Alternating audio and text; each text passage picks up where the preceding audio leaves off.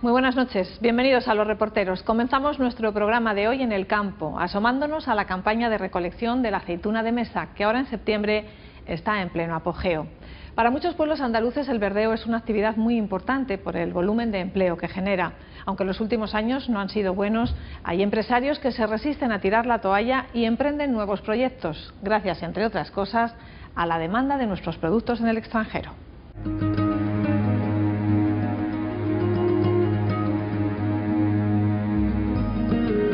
Araal, en la campiña de Sevilla. A esta cooperativa de 350 agricultores llegan las aceitunas de mesa para su maceración. Son las mejores y más abundantes del mundo, presumen todos en la comarca, pero el problema que estamos teniendo es que nos arruinamos trabajando y que si nos arruinamos jugando o de vacaciones, pues mira, pero trabajando arruinarse. ¿Cómo es posible que teniendo el mejor producto de un sector se esté trabajando a pérdida? Vas por 1 kilo abono y te cuesta más que 3 kilos aceituna. ¿Tú te crees que eso puede ser? ¿Cómo le vas a echar abono? Si no puede. Si le echas abono, no deja el olivo nada. Si lo limpia, no deja nada. Si bareta, no deja nada. Los grandes mayoristas han tirado el precio de la aceituna, que luego elaboran o la llevan a envasadoras de fuera de Andalucía. Pero esto está empezando a cambiar. En plena campaña de verdeo, asistimos a un cambio gradual en la manera de entender el negocio del campo.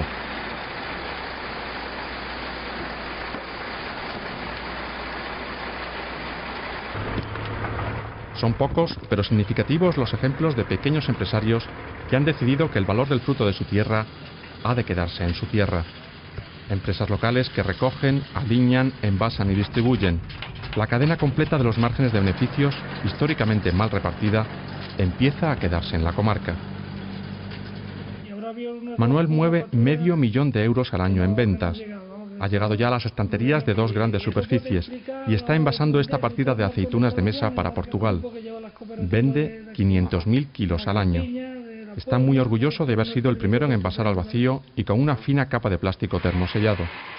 Mucha gente no llega a apreciar realmente la importancia que tiene un bote de plástico que vaya pasteurizado, que lleve el vacío hecho, y que lo puede poner en una estantería y en el cual las estanterías no se manchan, el bote no rebosa, el producto se mantiene y se conserva mucho mejor.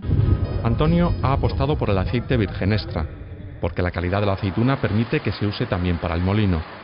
En 8 meses ha conseguido colocar también su producto en las estanterías de una importante gran superficie.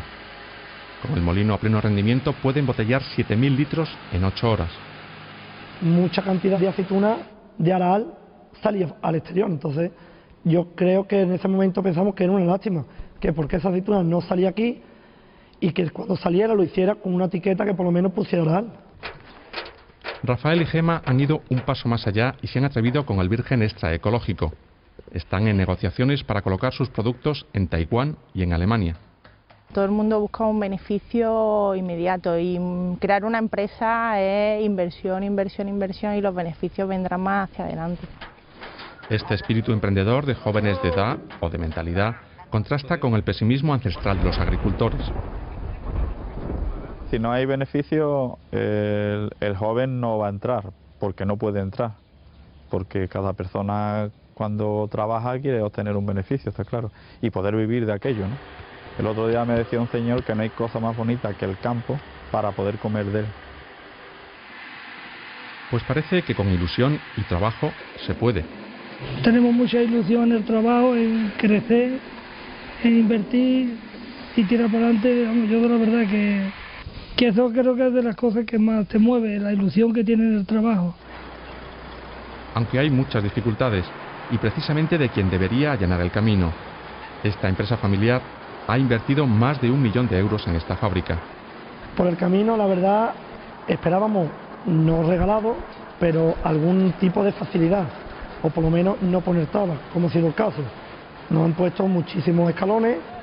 El tema de la devolución de impuestos, vamos con muchísimo retraso. Y claro, después de tener esto montado y encima retraso de efectivo que es nuestro, de nuestro capital, pues eso, una pyme como la nuestra lo siente bastante.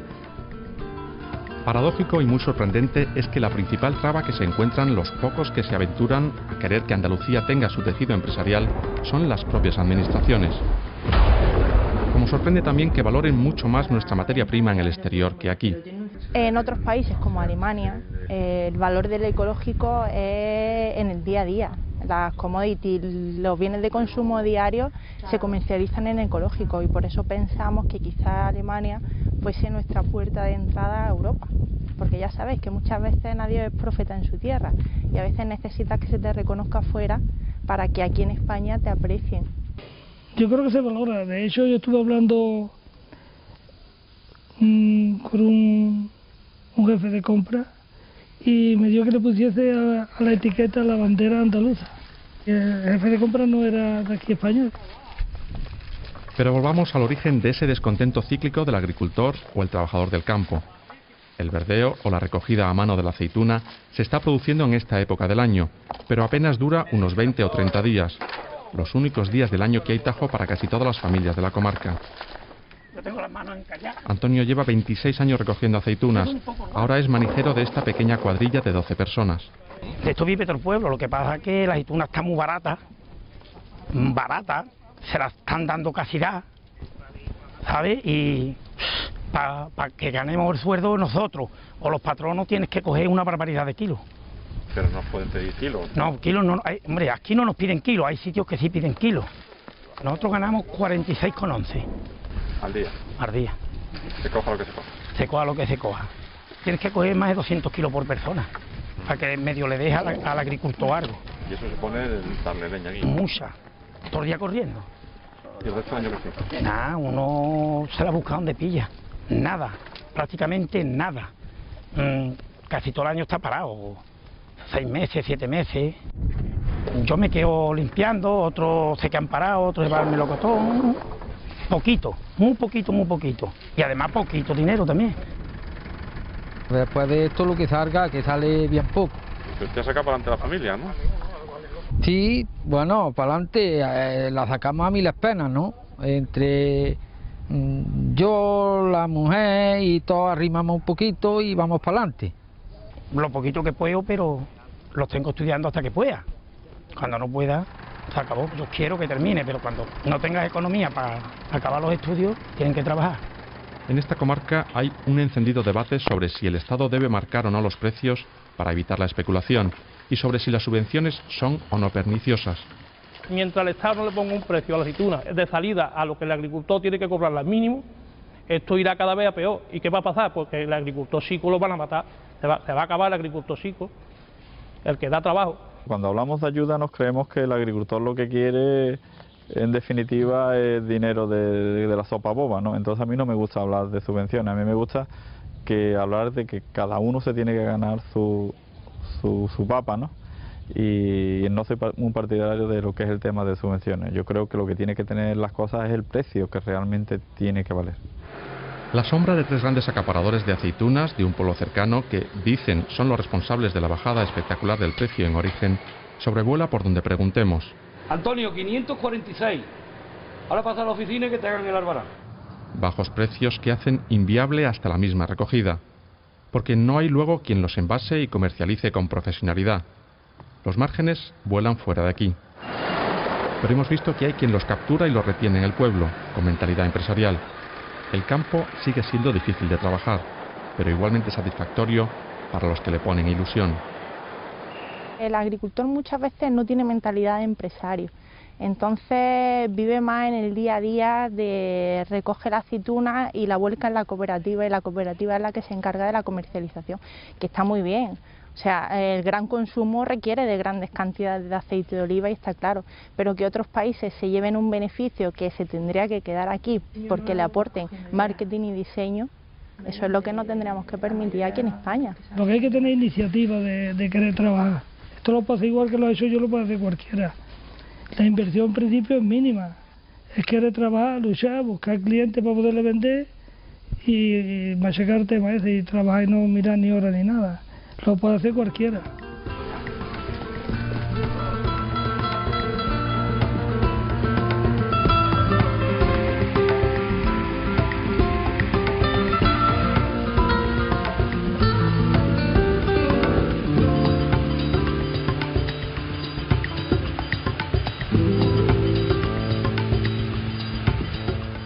La aceituna de mesa, una actividad que, como hemos visto, tiene que reinventarse. No es el caso de los carburantes, un sector potente al que la crisis no afecta tanto. Desde luego no a las grandes compañías petroleras, cuyos beneficios no paran de crecer, porque el precio del combustible no deja de subir y cuando baja lo hace muy levemente. ¿Y por qué es así? ¿Quién lo controla? El mercado se liberalizó y terminó el monopolio de Cansa, pero en nuestro país el negocio sigue todavía concentrado en manos de 3 grandes empresas, que son las que marcan la pauta. Lo analizamos en el próximo reportaje, en el que también descubriremos el cambio que se está produciendo en el sector con la aparición de las gasolineras de bajo precio, el famoso low cost. Cohetes y plumas. Este símil, de uso común en economía comparada, explica por sí solo el genuino comportamiento de los precios del combustible, caracterizado por subidas vertiginosas y bajadas lentas y casi inapreciables. La gasolina y el diésel, indispensables para la industria y el transporte, se rigen por reglas de mercado tan incomprensibles que el consumidor que hoy pretenda averiguar cuánto le costará mañana llenar el depósito se enfrentará a un insondable misterio.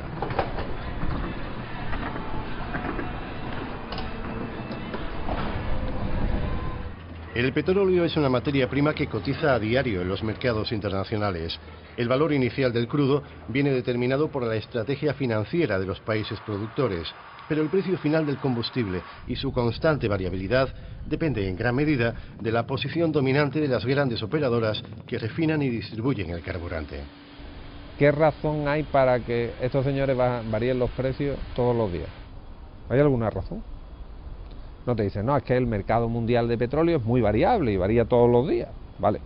¿Y el de trigo no es variable? Pues el pan no varía todos los días de precio, ¿verdad? ¿Qué hacen las compañías? Pues las compañías, como tienen ese poder, pues lo que hacen es que cualquier posible pérdida se la trasladan inmediatamente al consumidor y cualquier posible ganancia se la quedan ellos. España es un ejemplo singular en toda Europa. 3 grandes compañías petroleras, Repsol, Cepsa y BP, copan el 80% de la comercialización del carburante. Y esas controlan el mercado. Por eso los precios suben como cohetes y bajan como plumas. A pesar de que todos los operadores pagan el mismo precio por el crudo en el mercado internacional, el carburante en España, sin contar impuestos, es el más caro de Europa.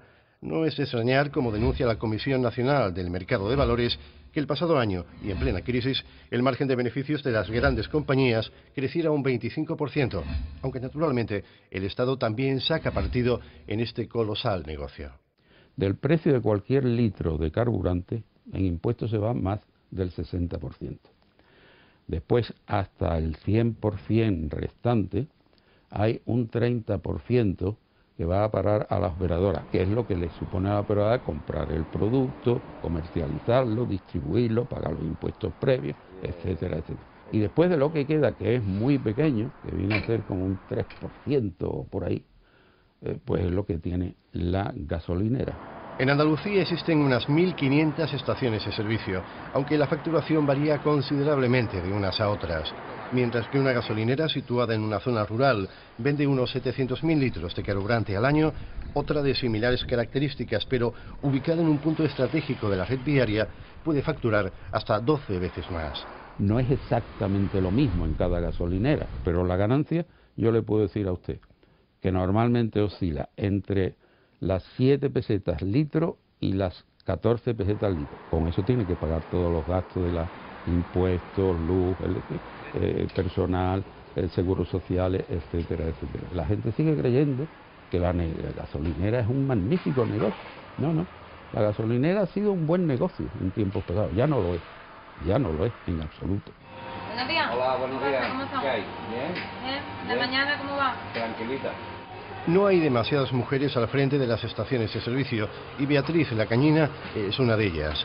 Esta joven empresaria regenta su propia gasolinera en Sevilla, siguiendo la estela de una tradición familiar que se remonta al pequeño surtidor que inauguró su bisabuelo. Hola. 15 de gasoil al 4. El negocio va razonablemente bien, aunque ha conocido tiempos mejores.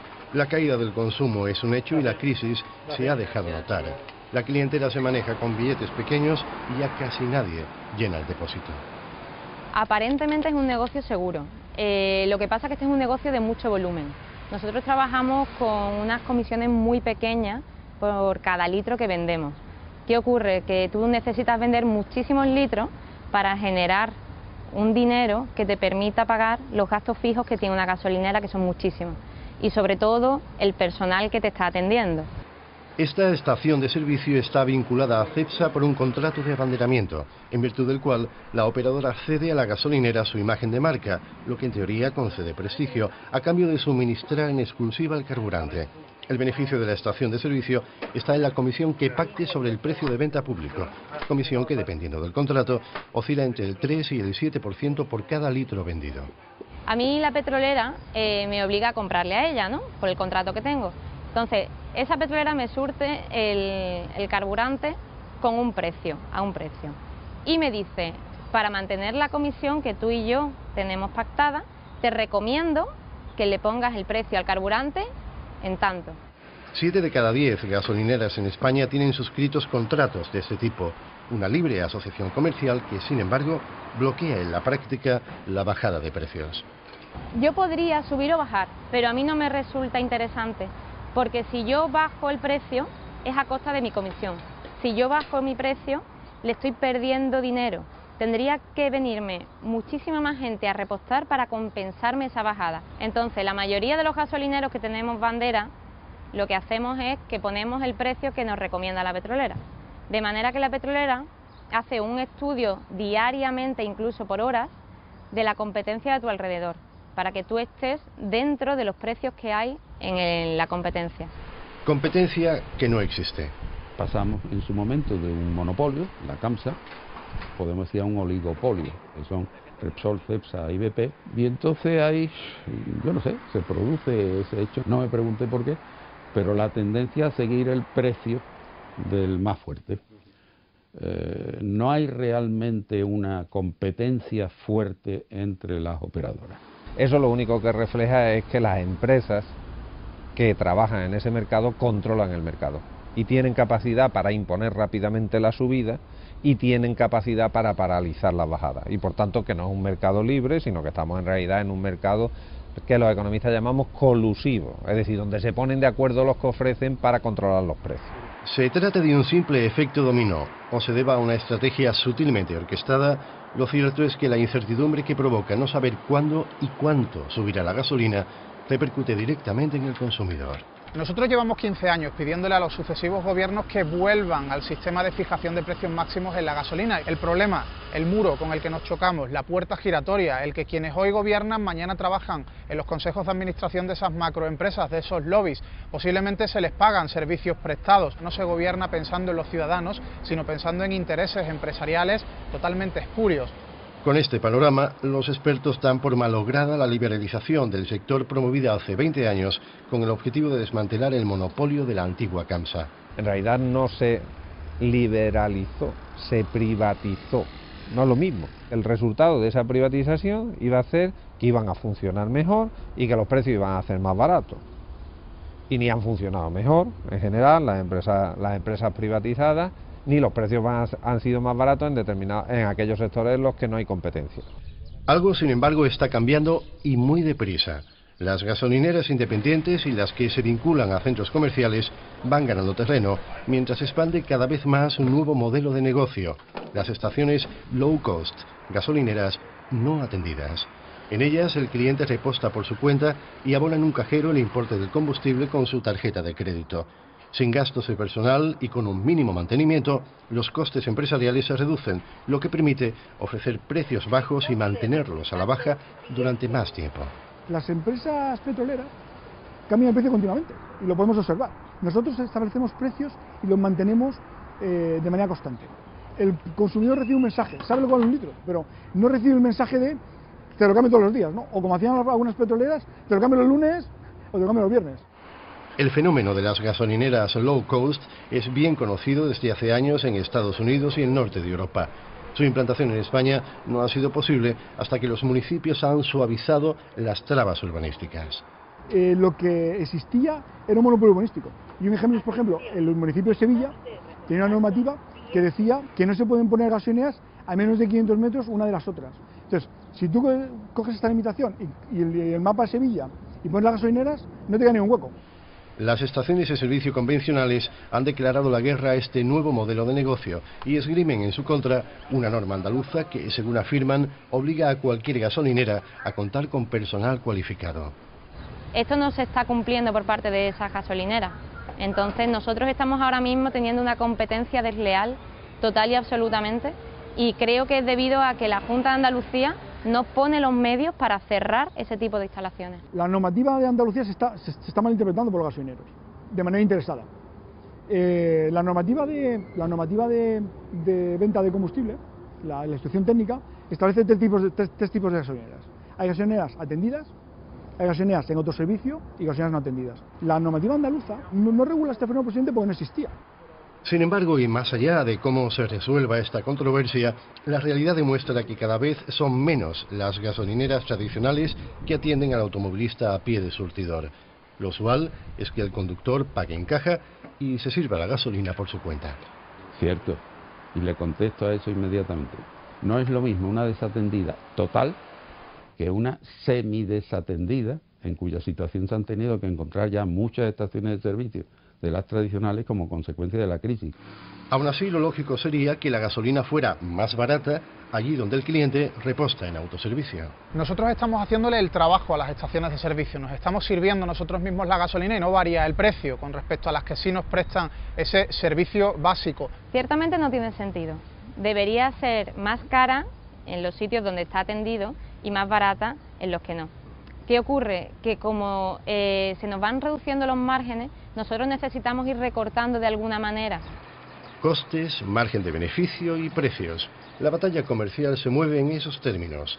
A fin de cuentas, el combustible es el mismo, porque lo distribuye una única empresa privada, la Compañía Logística de Hidrocarburos, en la que naturalmente se integran las principales operadoras. A pesar de la leyenda urbana, no hay gasolina mala, sea cual sea la estación de servicio en la que repostemos.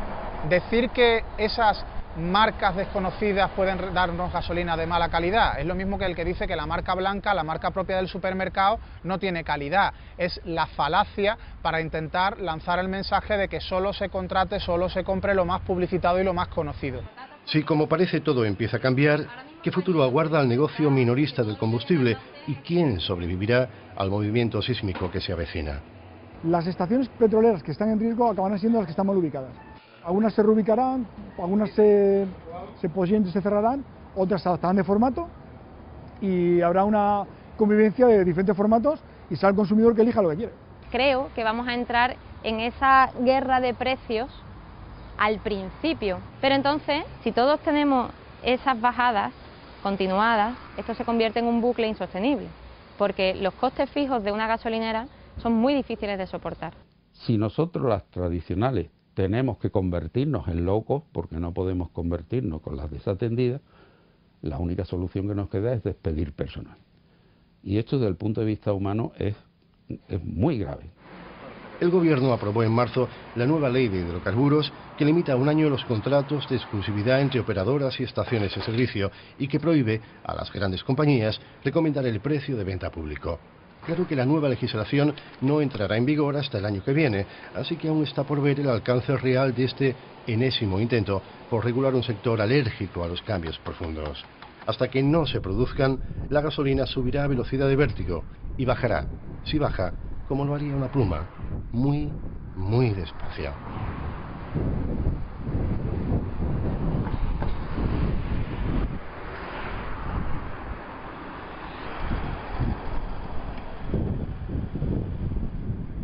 Los consumidores, está claro, asistimos impotentes a esas subidas constantes de los precios. Hay tantas cosas en las que no podemos intervenir, sobre todo, y eso es más grave, cuando son relacionadas con nuestra salud.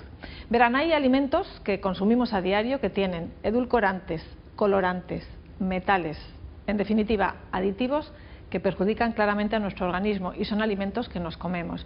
Existen también envases y utensilios fabricados con productos tóxicos como el bisfenol o el teflón que están en nuestras cocinas.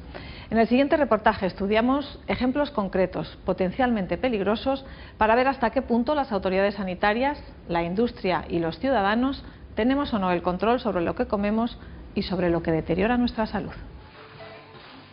¿por qué advierte esta marca de chucherías que los colorantes usados pueden tener efectos negativos sobre la actividad y la atención de los niños? Estos colorantes rojos, presentes en infinidad de chucherías y refrescos, no deberían estar permitidos, pues incumplen casi todos los preceptos de la propia agencia alimentaria.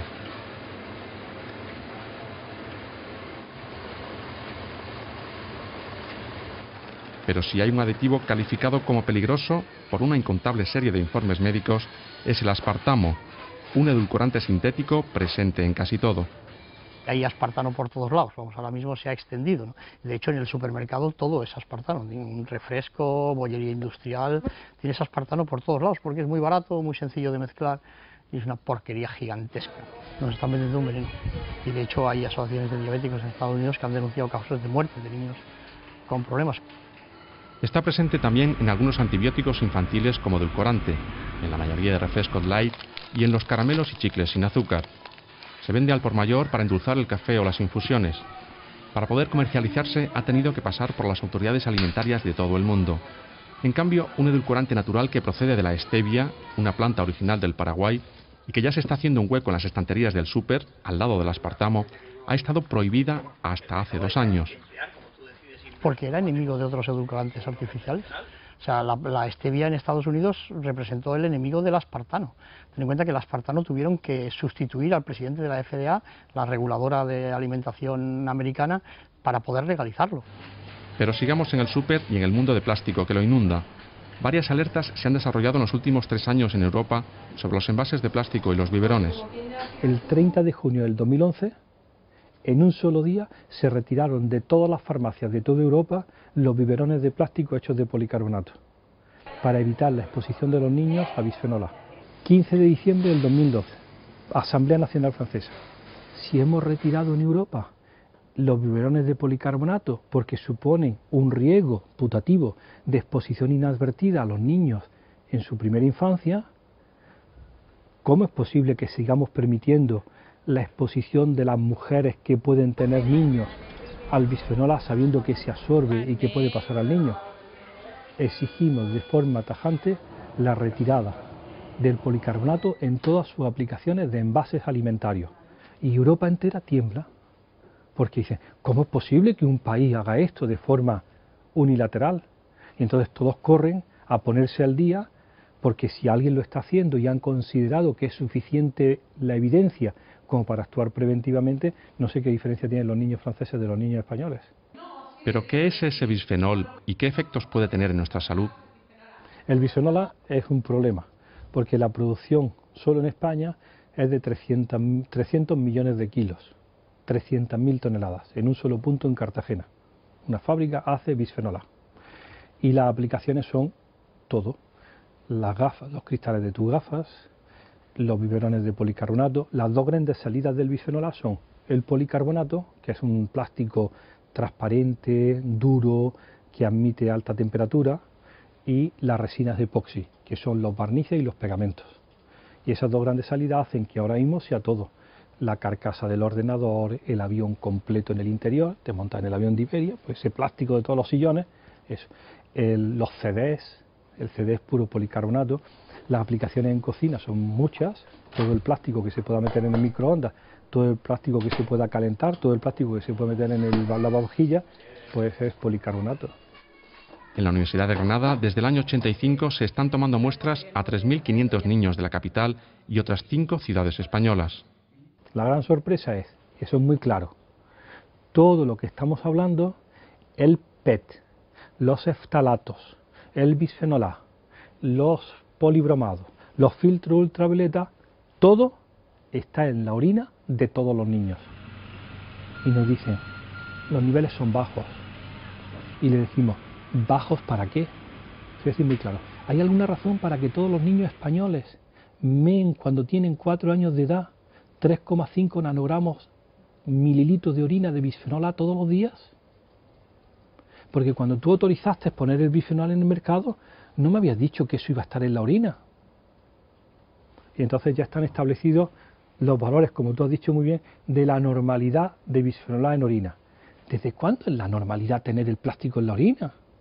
Ahora toca demostrar que estas sustancias tienen relación con algunas enfermedades o patologías en nuestra población. Pero ¿cuáles son las sospechas de efecto? Las sospechas de efecto son el efecto hormonal. ¿Cómo están las enfermedades debidas a los estrógenos, a los andrógenos y al tiroides en Europa? Dicen muy mal, muy mal.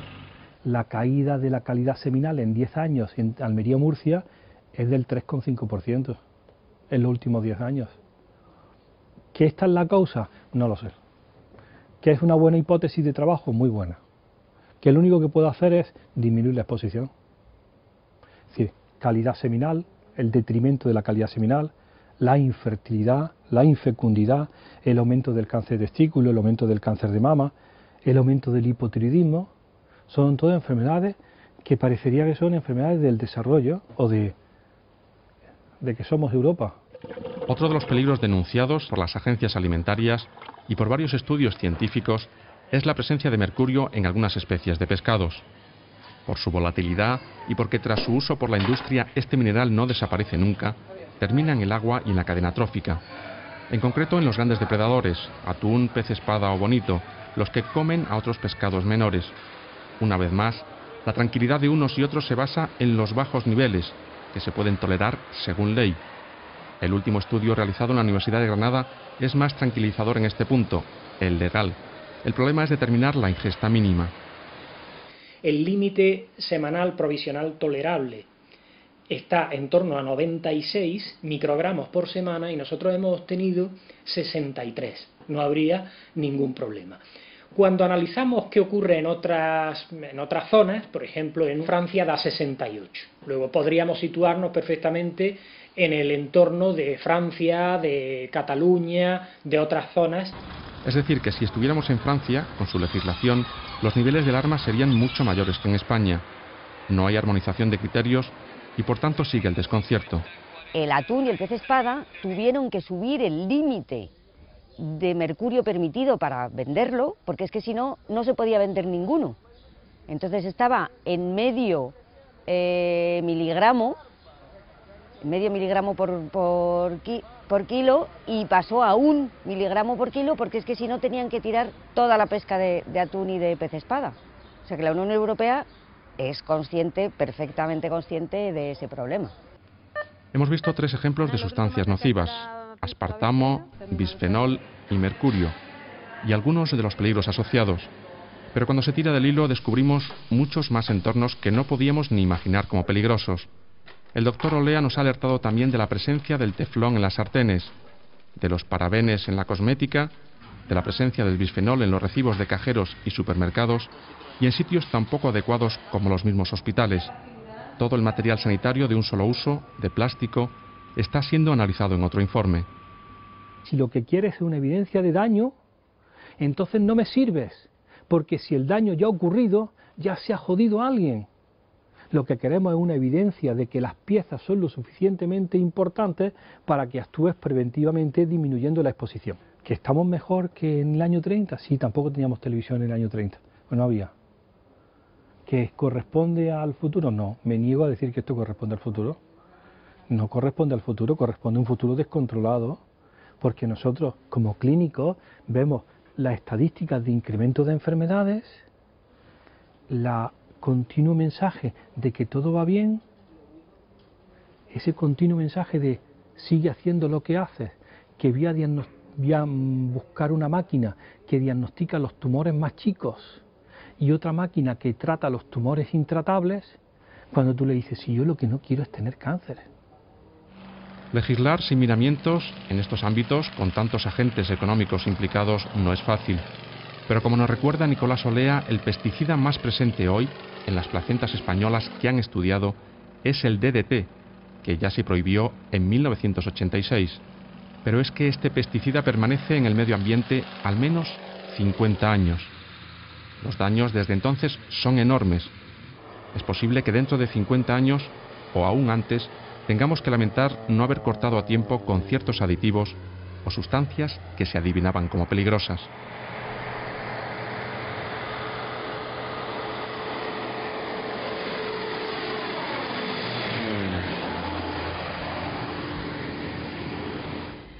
Lo que parece evidente es que tenemos que estar informados al menos para poder conseguir y decidir lo que queremos y lo que no queremos. Así terminamos la semana que viene, ya metidos en octubre.